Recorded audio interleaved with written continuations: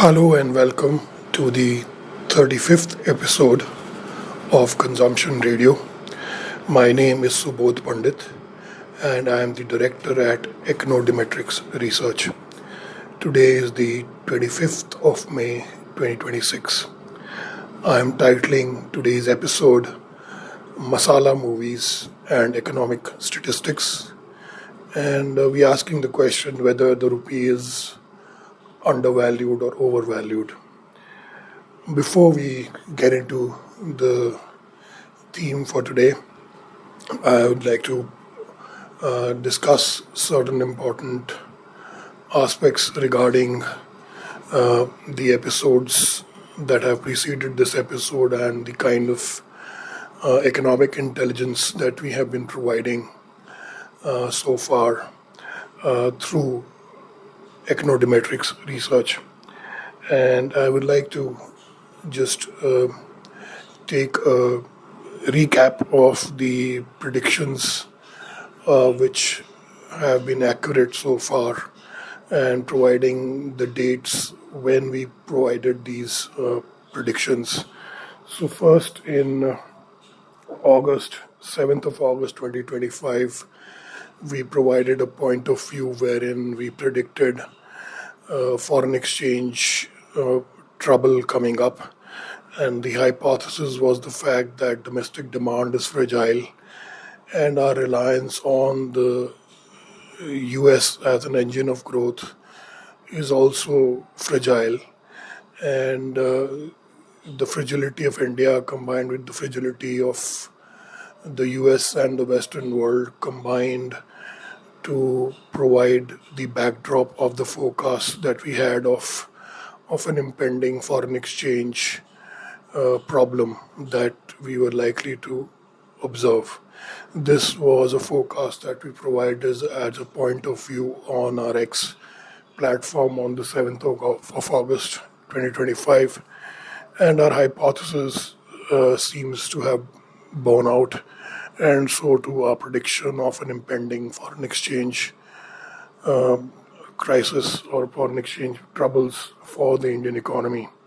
So this was back in August of 2025 where we provided this forecast, which according to us has stood the test of time. Then coming to other forecasts, which we also believe have been fairly accurate, the underlying hypothesis about the Indian economy being a given goods economy has formed the foundation of a lot of our other economic forecasts. And this hypothesis about the Indian economy being a given goods economy, which essentially translates into a supply contraction economy, was provided on the 4th of February 2026. And the developments in the economy have largely borne out our hypothesis of the economy being a given goods economy to be correct. And that hypothesis was put forward on the 4th of February 2026. And by a given goods economy, what we mean is consumers are broadly moving to lower quality options, affordable luxury, and such trends are being observed, and poor industrial safety. Some rather tragic incidents as far as industrial safety are concerned have been observed, and all of these point towards a poor quality of goods and services being supplied in the economy. In effect, a supply contraction, which we asserted was happening through a given goods economy, which was put forward on the 4th of February 2026, again through our X handle. And then following that, we predicted initially very first prediction of the impending return of the NRIs on the 30th of March 2026 on the 27th episode of Consumption Radio. And this impending NRI return has again proven to be an increasingly convincing assertion that we made, and the recent developments again bear out the accuracy of our predictions. The hypothesis again is the hypothesis that we made on the 7th of August 2025, where we predicted a foreign exchange problem, is the fact that the US economy and the Western economies in general are extremely fragile.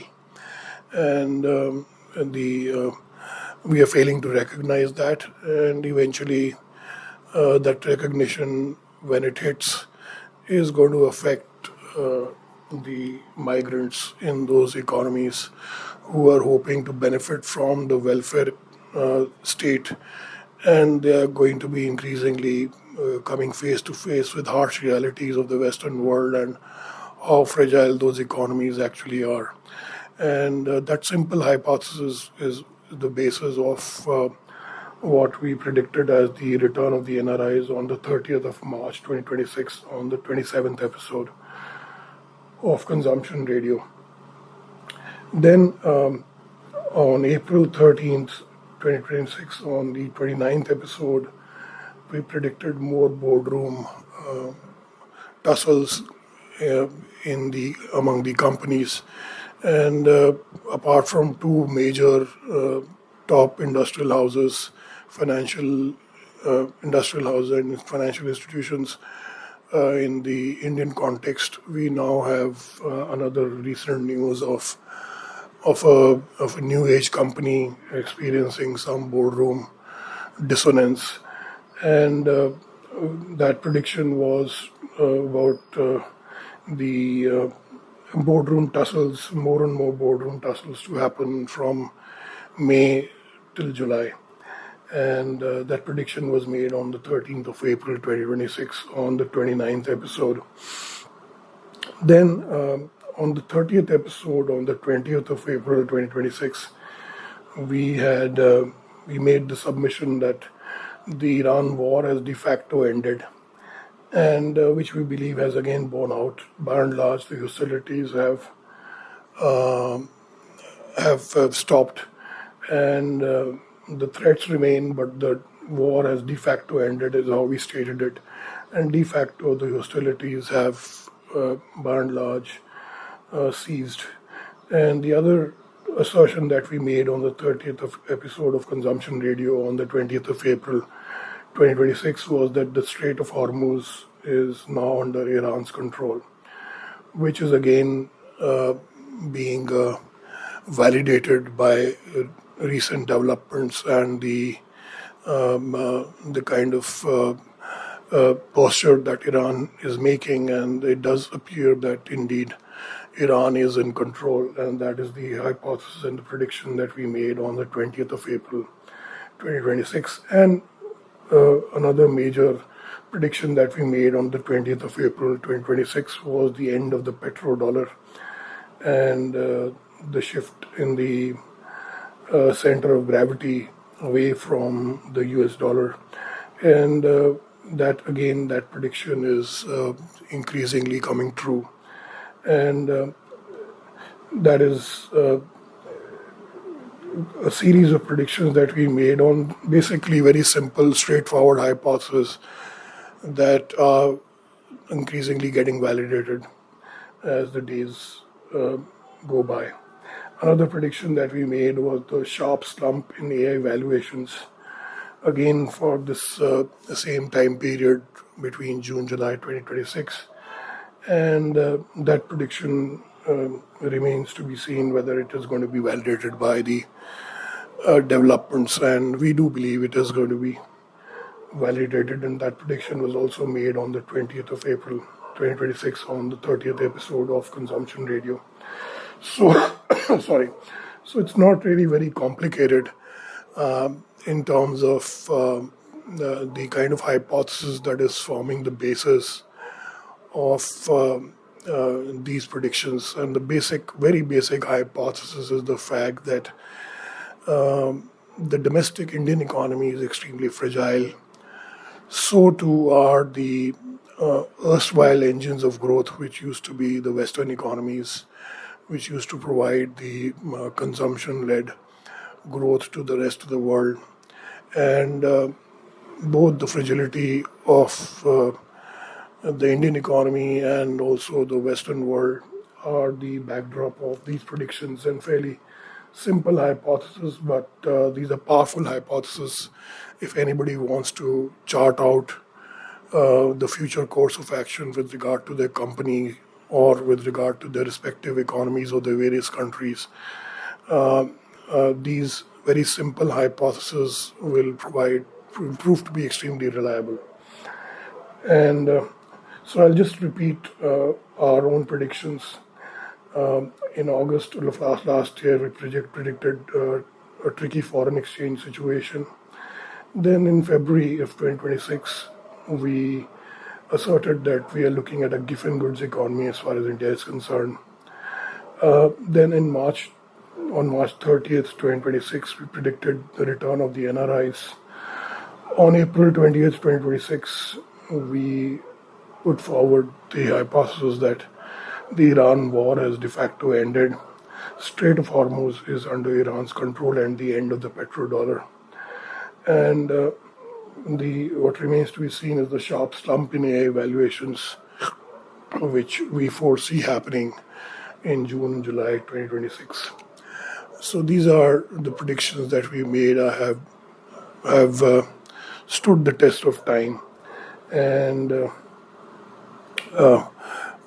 we do believe that if we start with those very honest observations about the fragility of the world economy as a whole, we will come to these conclusions. And the more recent hypothesis that we made in the previous episode was the fact that Iran appears to be a very credible power, and it is going to be the benchmark as per our prediction as far as the currencies of other economies are concerned. And we expect that some sort of agreement accepting Iran's dominance will come into effect sometime around August or September 2026, and the world is going to follow. And by December 2026, we are going to observe the shift to the Iranian rial as being a key benchmark for the world's currencies because of Iran being a credible source of economic and political power in the world. So this is a recap of our act of the accuracy of our predictions so far and some of the predictions that are yet to be validated. And if you find our predictions and our observations to be useful, now we also have a payment handle, and which is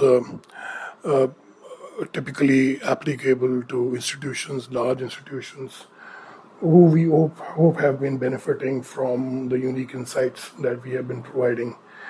And for each episode, we are putting up this payment handle for approximately $1,000 each, and we hope that institutions have benefited enough from our ongoing episodes, and you have the option of making a payment with regard to the utility that you found that you are finding from our various episodes.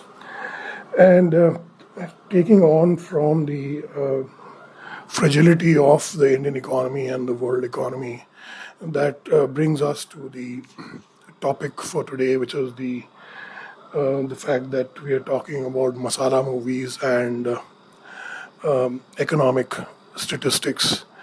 By masala movies, what I'm referring to is essentially movies that are extremely imaginative and creative in terms of their believability, and there is a certain lack of believability in terms of the manner in which those the stories of masala movies come out, and anyone who's watched Bollywood movies, both more recent Bollywood movies, or if you were to go back to the 80s, Bollywood movies of the 1980s were based on a certain masala formula, which was extremely which had a lack of credibility, and where we would find that the hero would jump 10 floors and with bare hands the hero could overpower 100 people, and no different from Hollywood movies, Chuck Norris Hollywood movies. And economic statistics have now become as incredible as Bollywood masala movies in the context of India, and Chuck Norris Hollywood movies in the context of the US. And the official statistics that are being churned out, or the assertions that are being made by the Federal Reserve in the case of the US, or various other economic institutions in the US, or by the Reserve Bank of India in the case of India, and the economic authorities in the case of India, the economic statistics are increasingly incredible, and they are more like masala movies. And the example for that is the inflation rate, for example, which the RBI is supposed to target, and the official figures as far as the inflation rate are concerned. Now, we do know that inflation rate is basically a formula, and that formula can be modified as per political convenience. And we need to distinguish that formula of inflation that is being quoted by the official agencies from what the consumers are actually experiencing at the ground level, both in India and also across the world, in fact. And for example, if you were to look at the kind of expenses individuals have to face with respect to, let's say, children's education, or with respect to insurance, health insurance, for example, or with respect to costs of getting a visa, for example. I'll come to why I'm including the cost of getting a visa in terms of increased inflation. All of these are actual experienced inflationary effects that consumers are facing from day to day, and which are disconnected from the official figures of inflation. Why did I quote the cost of increased fees for visa? Because that is what typically a middle class Indian is also paying for, either when they are going to pursue higher education, or if they're going to go for a holiday. And we are looking at a typical aspirational consumer, and which is and their experiences are going to be disconnected from a simple formula of inflation that the government might quote and might give as an example of inflation being benign. The other the other criticism that I have for the economic statistics being no different from the incredible masala movies is the other economic developments that we observe, and which are in complete contradiction to the benign inflation narrative. For example, why would governments need to give large handouts and transfer payments to the population if the inflation was so benign? This is a question that the Reserve Bank of India needs to ask itself: are the numbers of inflation credible? Because the government's own actions contradict the inflation numbers, in the sense that you would not need such a high amount of transfer payments on the part of the government if inflation was indeed so benign.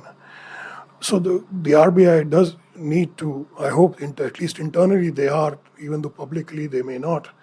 And but it is increasingly apparent even to outsiders that there's something that is not adding up.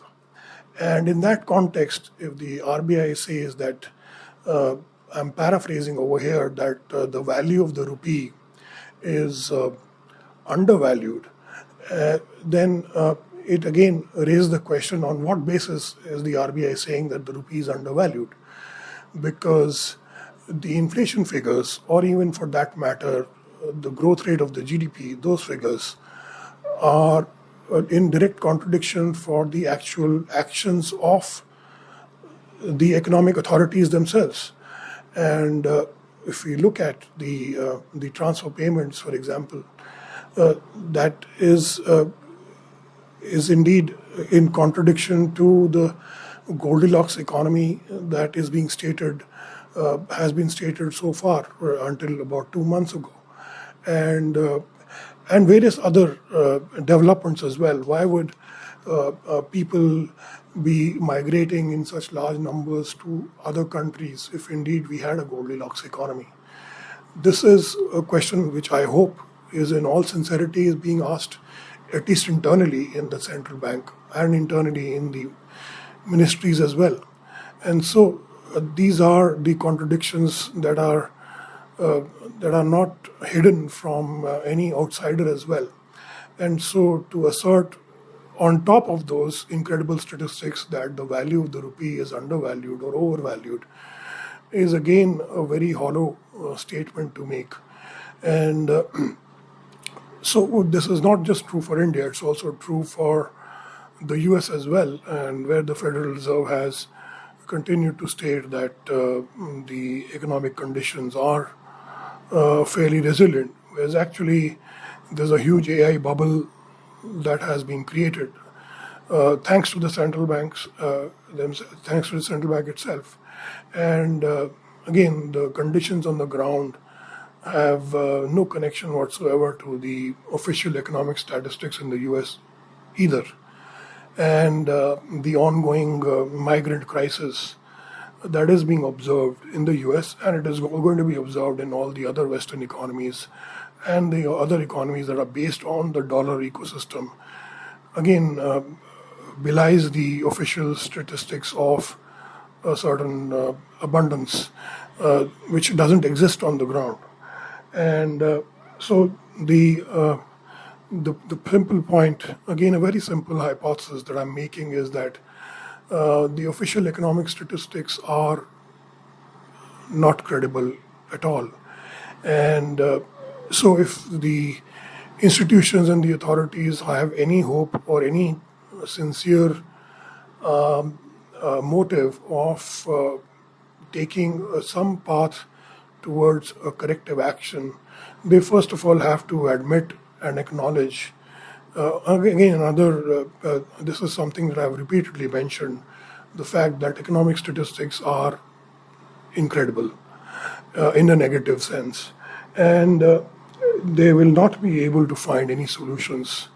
And their own credibility, as I mentioned in one of my earlier episodes, the fact that there will be a decline of central banks again over the next 2 months because of the fact that there is doesn't seem to be any intention forthcoming of accepting the blame on part of any of the official agencies, be it the government or be it the central banks.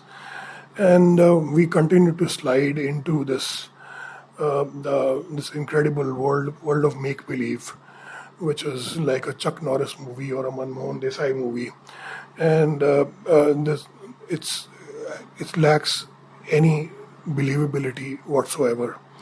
And huge spoonfuls of salt need to be taken when listening to commentators from inside the system.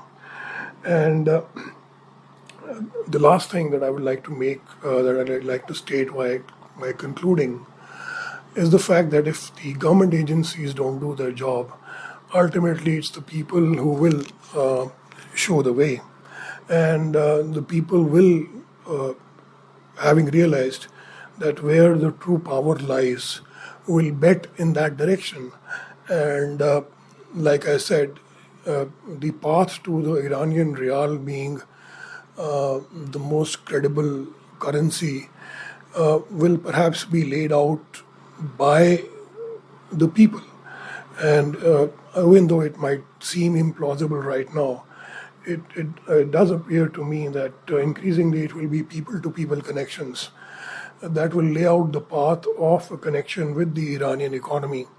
And the official agencies will keep doing their own theater, while the people who live in the real economy will find solutions.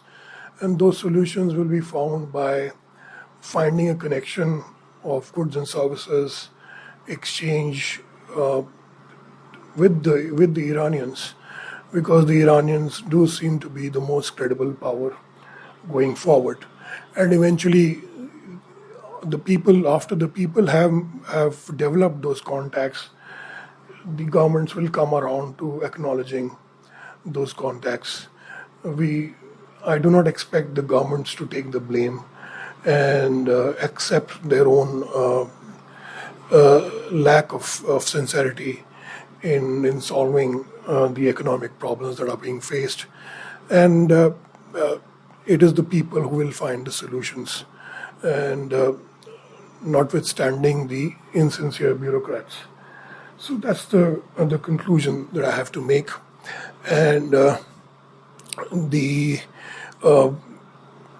the forecast for Indian consumption aspirations for the first half of June is now available, and you can get in touch with us. Thank you so much.